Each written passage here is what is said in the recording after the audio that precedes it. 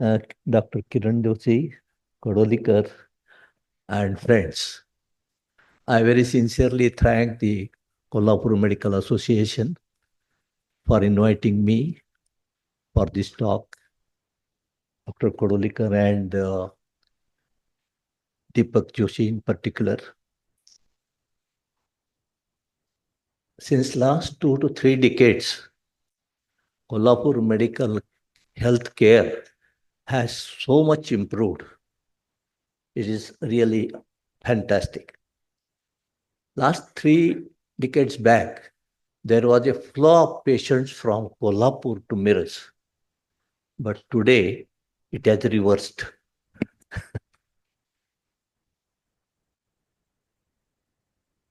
Today, my topic is of osteoporosis, which is a very common and a burning topic all over the world. To define it, it's a systemic skeletal disease characterized by low bone mass and destruction of trabeculae of bone, leading to bone brittleness and susceptibility to fracture. This is the problem. The fracture in the elderly person is the big problem.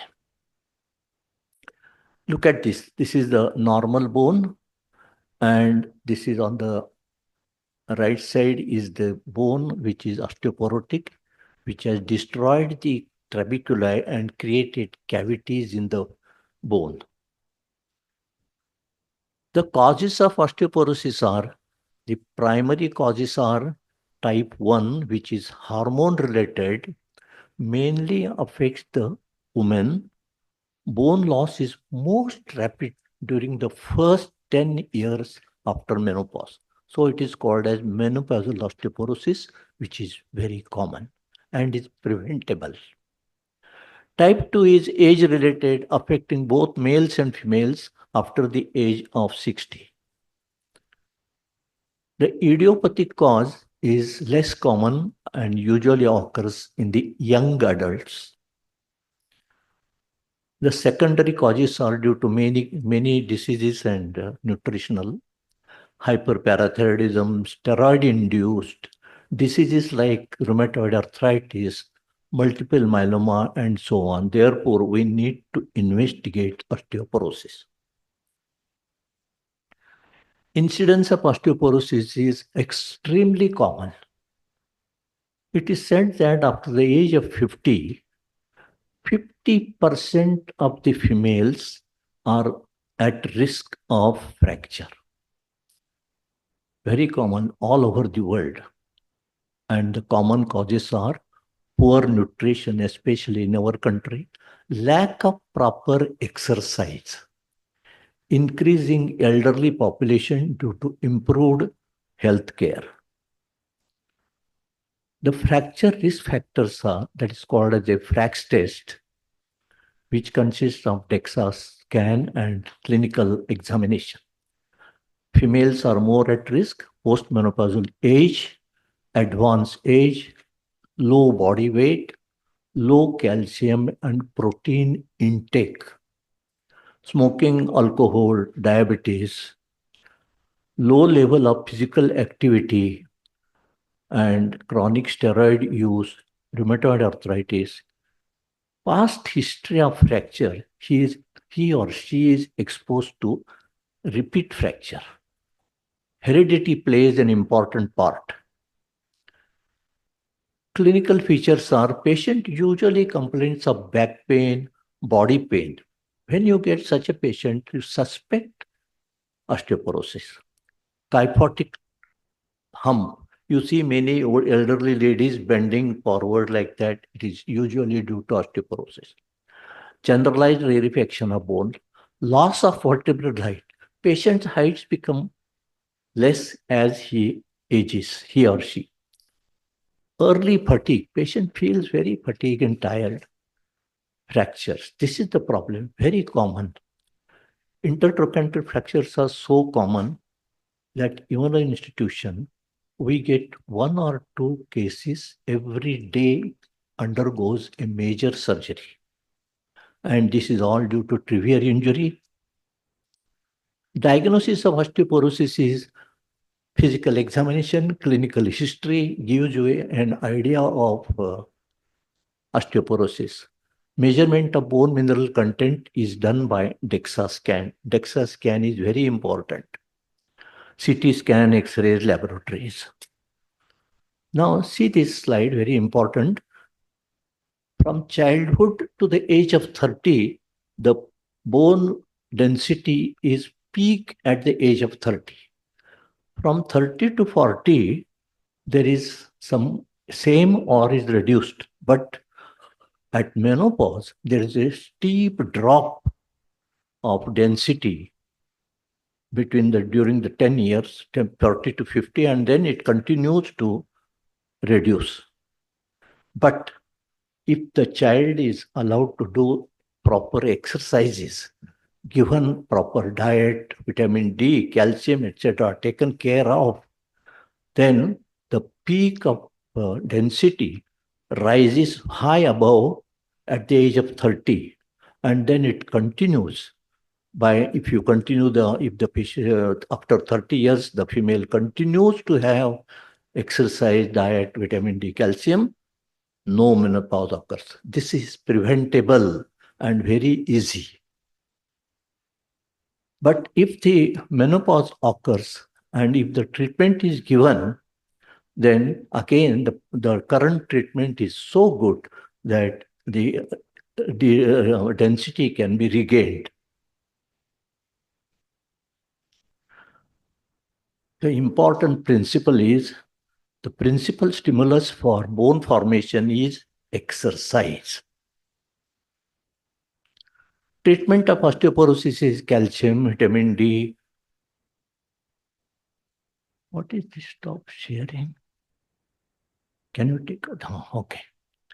High protein diet, exercise is very important. As I told you, the current treatment is bisphosphonates, zoledronic acid, alendronate, injection teriparatide, injection denosumab. Calcitonin nasal spray is only good for vertebral fracture pain only. Vitamin K, avoid smoking, alcohol, and steroids. Bisphosphonates, zoledronic acid is very popular.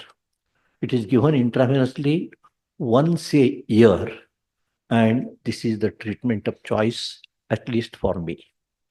Alendronate 70 milligram per week for 3 years. Alendronate sometimes causes some gastroesophageal reflux. So it is better to take without food first, and then don't take anything after half an hour and not to sleep. Bisphosphonates act by preventing resorption of bone.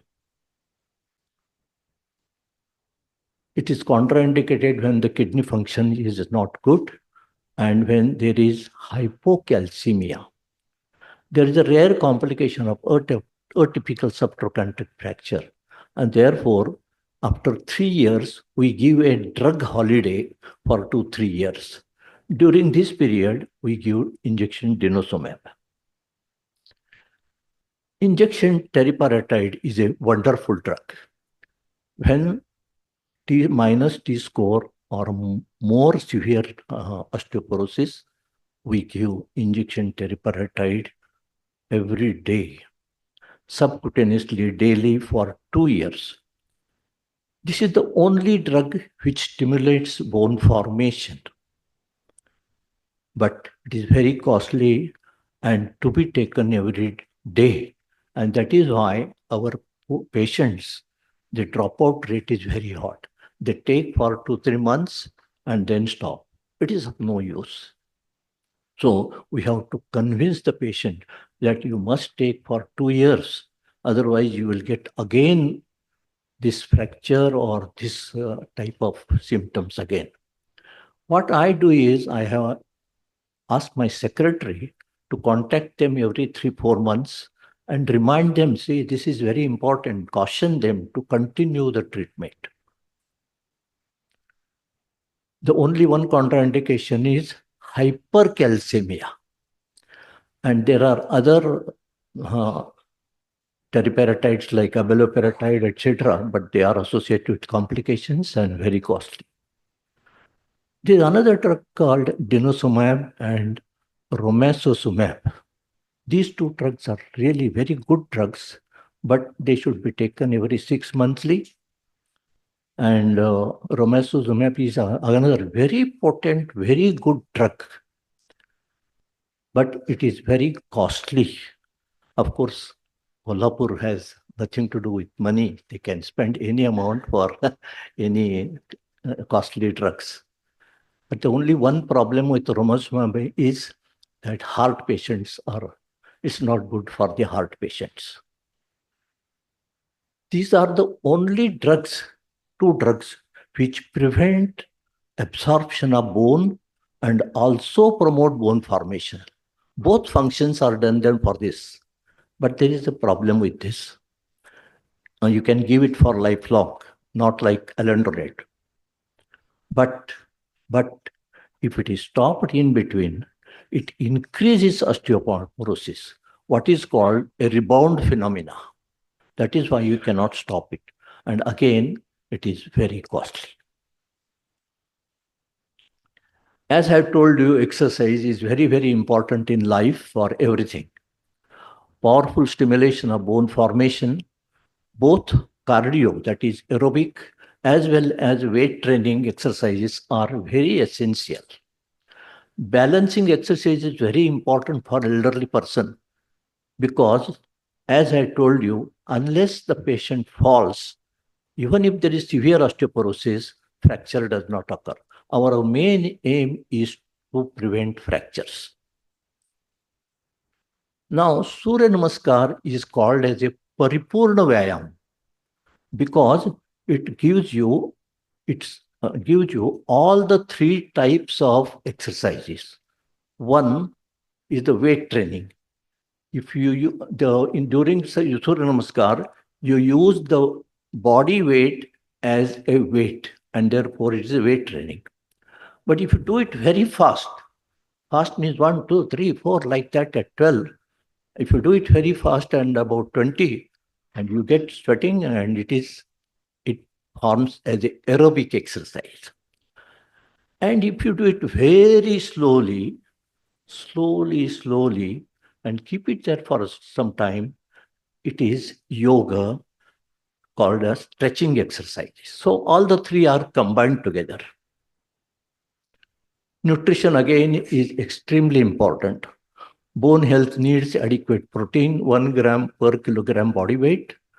You can use it supplements as a whey isoprotein, vitamin D, calcium should be supplemented. B12, omega-3 fatty acids are required. Adequate calories depending on age, body weight, activity level is important. You must calculate the calories. Again, as I've told you, prevention of fall is very important. If there is no fall, no fracture, even if severe osteoporosis.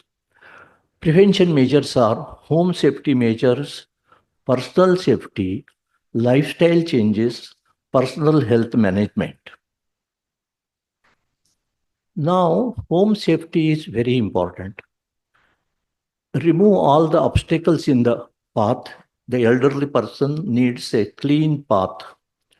There are obstacles like rope, wire, plastic paper, or some solid objects, etc. The elderly person who has balance problem, he stumbles over the obstacle and falls. Improve lighting in the house, in the corners especially, and holding bars on the walls is important. If you have to go out in the night, you must have a torch and be careful. Non-slippery tiles in the bathroom, again a very important point. Use devices like stick walker for balance. साठीनंतर काठी पाहिजेच, ते काठीशिवाय चालत नाही. Health management, again, chronic diseases, again, balance and weakness causes, and therefore take care of diabetes, chronic heart disease, neurodegenerative diseases like Parkinson's, etc. Regular health checkup and laboratory test is very important. You spend 10% for a machine maintenance, and you don't want to spend some 2,000 rupees for your body, which is very a wonderful organ in the body. You must spend checkup every year, all the laboratory tests and ECG, BP, etc., etc. Muscle weakness is also called as sarcopenia, is an important part in elderly persons. Bone health and checkup by DEXA scan lab every year. Lifestyle changes. Stay hydrated, drink a lot of water, eat healthy food, no alcohol. Now, currently, it is now proved that even weekly taking in parties, etc., is also not good. No smoking. Elderly person should advise to rise slowly because if he suddenly gets dizziness, do not ascend ladders and chair.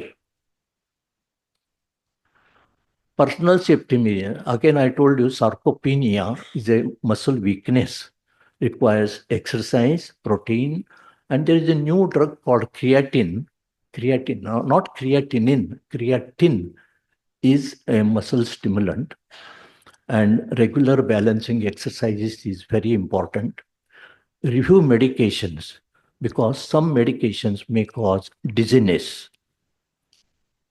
Check vision, hearing. Good hearing aids are now available. Wear proper footwear, non-slippery, well-fitting while walking. These are some of the balancing exercises, which is very important. Now, another point I would like to say, brain stimulation is very important for elderly persons for balance. Balance is very important also to prevent dementia and Alzheimer's, etc. Brain is a very complex organ, needs constant stimulation. It is on the principle of use it or lose it. If you don't try to use it constantly, you lose it and invite diseases like dementia, Alzheimer's, Parkinsonism, etc., etc. So, stimulate the brain. Best stimulation is always learning some new tricks, new skill, new languages, or do some research for somewhere, whatever, wherever you like, whatever you like. Retirement, no physical retirement. You may retire from your job or something, but you have to continue to stimulate the brain the day after you retire. You may continue the same job if you like, or you may change over to another job, another new hobby, another new skill, whatever you love, you choose and start doing it. Reading, painting, meditation, gardening, etc., etc. Gardening, if you take, for example, take gardening. If you take gardening, try to plant new exotic plants, study them, nurse them every day, see them, learn, and do research on them. So this is very, very important. Osteoporotic hip fractures. Oh, I have time. Osteoporotic hip fractures are very common, and you know how it is very, very difficult to treat. Also, most problematic. Current methods of fixation of fractures have really revolutionized the treatment of fractures. Today, we can treat any fracture, literally any fracture successfully in majority of the cases. The non-union rate has come down, malunion rate has come down, and the patient, we make them as early as possible.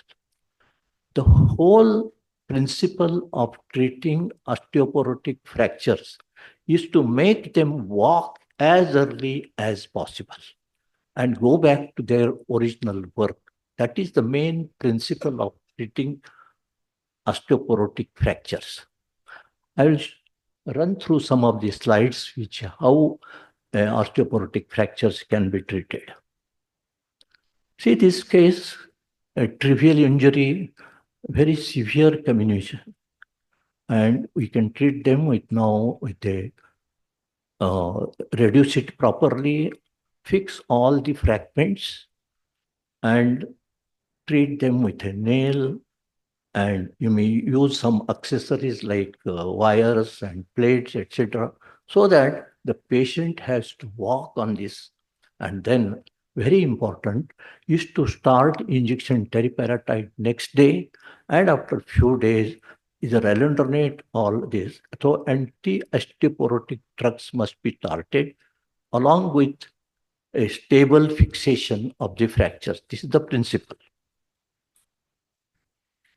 You can see this case, how it is so difficult, and this is augmented and fracture united. Another case, now today, currently, most of the complex fractures are treated by dual implants, what is called a nail and a plate, a nail and an external fixator, or something, um, two types of uh, implants are used for any complex fractures and make them as early as possible to walk. See this patient, 90-year-old man, was fixed with nail and circulage wires, and all the fragments were fixed, and the 90-year-old man are made to walk next day of operation. And the results are really very good. Severe osteoporosis. See this case? You can see that multiple fractures. The patient had a trivial fall, elderly patient about 80, 85, and severe osteoporosis. The DEXA shows T-score -4. We always do for fracture neck, femur, or trochanter two things. One is a CT scan, and two is the DEXA scan. These two will decide us the line of treatment, how to reduce it, and how to fix it. What are the types of fixation? Any need extra fixation or something like that.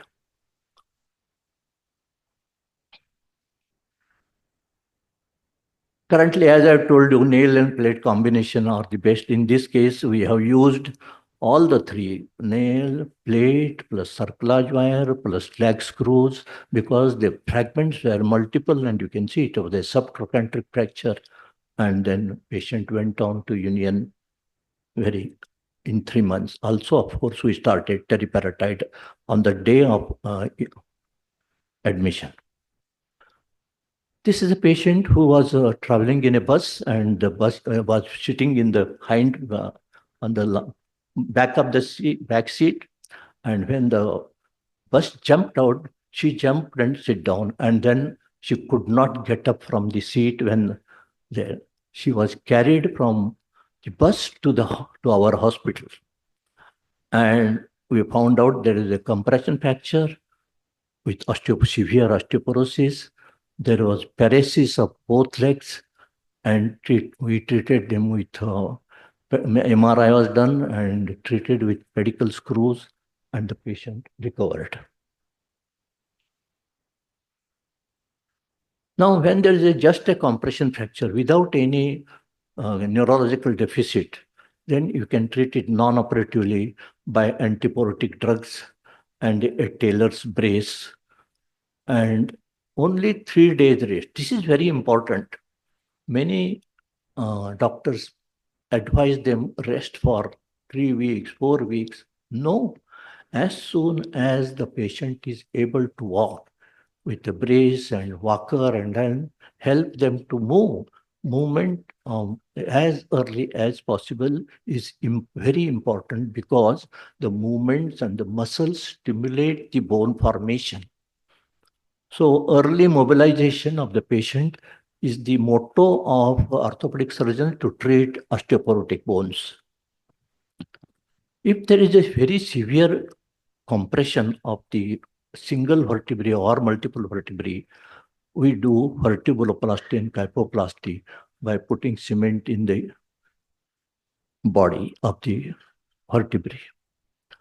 This is a case of a distal femur, and patient came like this from treated elsewhere as very severe osteoporosis.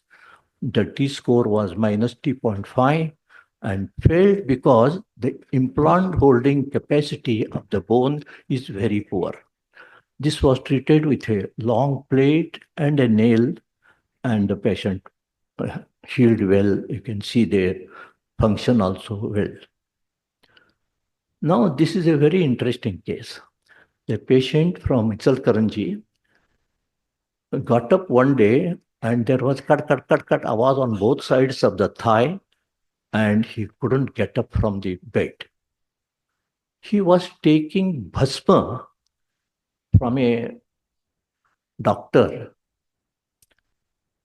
for the last 3 to 4 years for his rheumatoid arthritis, multiple joint pains. And we analyzed the bhasma. The bhasma contained corticosteroids. He was taking steroids for last 3 years. And this is a steroid-induced severe osteoporosis. We stopped the steroid and started with anti-osteoporotic drugs and fixed on both sides, and he recovered. This is another case of a non-Indian 1-year-old, 60-year-old patient with osteoporosis and severe infection at the pus pouring out for months together. So we debrided and put an antibiotic rod in the femur and stabilized with Ilizaro external fixator. Once the infection was under total control, then we did interlocking intramedullary nail and a plate, and injection teriparatide and other drugs were started, protein and calcium, vitamin D, etc. Look at this tibia. Tibia is almost like a pencil due to osteoporosis. And this patient we treated with nail and anatomy. This is a case, again, an elderly lady had a trivial fall in the house from chair and got multiple fractures due to severe osteoporosis. Bones were brittle, like brittle, very brittle. And we treated her with a twisted plate and she recovered with, of course, the modern treatment of osteoporosis. This is another very interesting case. So, a 42-year-old lady had multiple fractures of the femur, neck femur, severe osteoporosis. She was treated for osteoporotic drugs like injection teriparatide given, alendronate was given, calcium, everything was given. But she did not recover, no use. But she went on from bad to worse. So we found out we have to investigate. She her both femoral shaft also broken. We investigated her. Her serum calcium was 11. Ultrasonography showed a parathyroid adenoma, and T-score was -5. We did parathyroidectomy after the post-operative period. When she recovered, all fractures were fixed. And this is how the fractures were fixed that time. This is a long back case, about 20 years back. And this. Now, this is another case, as I've told you, implant holding capacity of the osteoporotic bone is very poor. And this was treated with a long stem total hip replacement. This is the last case, a bilateral osteoarthritis with severe osteoporosis. On the left side, there was a stress fracture due to osteoporosis. It was treated with a long stem TKR, total replacement, total knee replacement on both sides. So in conclusion, friends, osteoporosis is a common disease and is a preventable disease. There is a high risk of fractures, postmenopausal as well as age-related Don't forget that males are also affected by osteoporosis. 30% of the males have osteoporosis. So don't prejudge. It is not a female disease. It is also a male disease. Investigate to rule out the other causes. As I have told you, 2-3 cases. Prevention is very cost effective and important. Needs to make the society aware. Even educated females, I inquire them, they are professors, but they are not aware of the osteoporosis and they don't know that it is preventable. Modern drugs give excellent results. Exercise is the sheet anchor of prevention and treatment. Thank you very much once again for inviting me. Thank you, sir.